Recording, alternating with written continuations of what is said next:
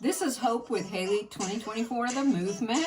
And this is our interview style of competitive governance with Bill. And this is our subject, and we're going to be talking about citizenship and the pockets of freedom. Okay, citizenship first. I believe in a social contract where everybody has to sign a social contract to be a citizen of the United States, and that takes the taxation is theft off the table because now you sign the social contract that you're going to help with protecting our country against foreign foes, the military. That's a 5% sales tax. That's going to fund the military, roughly $1 trillion or 5% of GDP. And it's not necessarily 5% sales tax because we're looking for 5% of GDP. That's the only thing the federal government's going to do for our country. Now, citizenship also means that you're going to have to take care of the poor. We get rid of the welfare system altogether, and you can control. You're going to be contributing to charity, and that's again 5% of GDP, roughly $1 trillion. That's enough to help take care of the poor. So you take care of those two things. A couple other things you need to do is make sure you are controlling. You are contributing to the rule of law and protecting ourselves from crime. So you are buying police contracts because we go to a competitive governance or private police to a large degree. A lot of oversight, a lot of structure in that. So you have to be trained, you have to respect civil liberties, you have to do all that stuff, or the police do. And the next thing on citizenship is that you have to make sure you're taking reasonable steps not to become a burden on society. Therefore, you have to have some type of health insurance, some type of retirement fund, because we get rid of Social Security, we get rid of all the mandates, but there is kind of like a mandate that you have to not become a burden on society or a reasonable steps, and therefore buy some type of medical insurance so you're not sitting there with just a minor ailment that can't be fixed because you can't afford it. So reasonable steps at least. So, and then reasonable steps, you have to be governed within family law. You have to be governed, you have to take care of, or you can't contribute to pollution and the like, reasonable. So it's a structure. So you have to be governed within all 30 sectors. I split all government power into 30 sectors. You can look at my website to get all 30 sectors, but the police is a separate governance than environmental versus the banking regulations versus education versus the prisons. All these things are separated, but you have to be in each governance or within each sector. Everyone, you have about 12 different choices between the governments. So citizenship is a big thing and it has a lot of benefits, but it comes with some requirements as well. Without those requirements, you are not getting those major benefits. And so that's what citizenship is, and there's a lot more on my website about that. Well, you also talked about tolerating the freedoms of others in a video on this as well. Absolutely. You cannot be, let me put it this way. You cannot create significant negative externalities, but that means significant means you can create some negative externalities. You have to tolerate someone else's practicing their religion. Usually that's not going to create negative externalities, harming people outside of what they're doing, but in extreme cases it can. Pollution or whatever. I know that's not religious, but manufacturing, you have to accept some pollution to get the benefit of what they're doing. But obviously, when it becomes significant, there's a stop to it. And then you have to tolerate people's making noise, but when it becomes significant, you can't have super loud music at 2 a.m. and stuff like that. But that goes into every aspect of what we're doing. So you tolerate somebody else educating their children the way they want to, and they have to tolerate the way you educate your children. So for you to have your right to educate your children the way you want to, you have to accept somebody else educating their children the way they want to. And so that's what we're talking about. So you're talking about then protecting individual liberties then, so that each one can practice their religion as they see fit under their God. Absolutely. Right now, I know we have the First Amendment, but it's being violated significantly in way too many ways. I move when you have monopolized government over everybody. Right now, we have a 50% vote to do that. And even though you shouldn't be able to, the legislature should not be able to make laws violating freedom of religion, they do too often. I take the monopolized government, I take it to a 70% vote.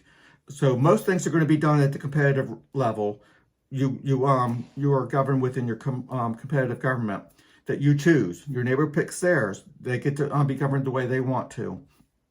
But it's important that we go to a 70% threshold for the monopolized. All the competitive governments send representatives up to the sector board level, and the sector board level governs over everybody through the governments, but it requires a 70% vote, and the judicial department saying that it is a significant negative externality. So it's a lot of thresholds to be governed at the monopolized level. Most of the government's going to be at the CRE level, the competitive government level. Very good. Well, you know, a big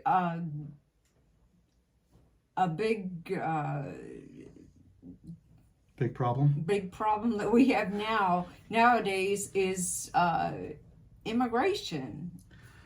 Immigration is a big problem in citizenship and like that. A lot of libertarians want free immigration and people to be able to move freely around the world. But I think what they're missing is that when we have democracy, when we have the ability for a large sector, a large amount of people from another country who don't share American values to come over here, outvote us, and then literally bring in something as bad as Sharia law, or some people think Sharia law is really bad, and it can be in some aspects. Some aspects, maybe not so much. It's not putting down any type of law, but that's not Americans' law right now. But if you bring over enough, they can actually outvote us. You bring over, China has about 1.3, I think, billion people. They send over 1% of their people to the United States, and they literally can outvote us and change the Constitution and have significant effects. So we have to control how many people come into this country, and it's just important. And how would that happen under the Haley 2024? I switch it to a 70%, or let me say it precisely. Representatives of 70% of the American people have to agree to allow any individual to come in, any foreigner to come into the United States and to get citizenship. So I raised the bar on that. So we're not necessarily closing off citizenship or immigration, but we want to make sure we are only getting people who are somewhat receptive to American values, liberty, and everything else. We don't want a lot of people who are coming in here that want to have oppression and then vote for people who want to oppress us. So that's a big concern. Yeah, that is a big concern. And what would be the path to citizenship if they did want to become a part of this? Ultimately, there'll be a system set up, but it requires, I won't say it precisely, representatives of 70% of the people. Through competitive governance, one of the sectors, one of the 30 sectors I created is the diplomats. And they are in charge of foreign policy and immigration policy. Well, no, actually, I put that into the identity sector. 70% of the identity sector has to approve of any individual or group of people, or I guess they're going to have a lot of representatives down, but they have to agree on each individual coming into this country and sign off that they think that they have enough American values. They don't want to come over here and oppress us. We have there's a lot of places around the world that are hostile to liberty, and we don't want those people come into the United States because they could literally outvote us and make our country more like what they ran from. And what about those individuals who choose not to sign your social contract? I mean, are they still able to be here? Well, if you're an American citizen now, I give about a 12-year threshold to say sign the social contract or you're no longer an American citizen.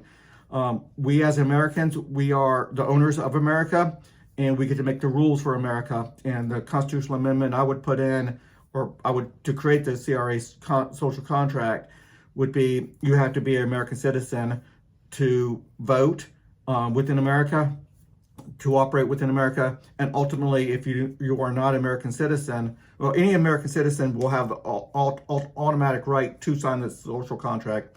But if you don't, you're no longer an American citizen. Not that you'd be kicked out immediately, but your children would have to sign it to be able to stay in America. They have to till the age of 30. I have set up.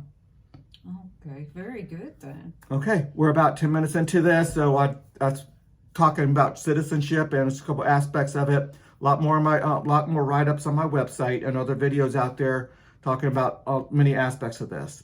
Until the next video.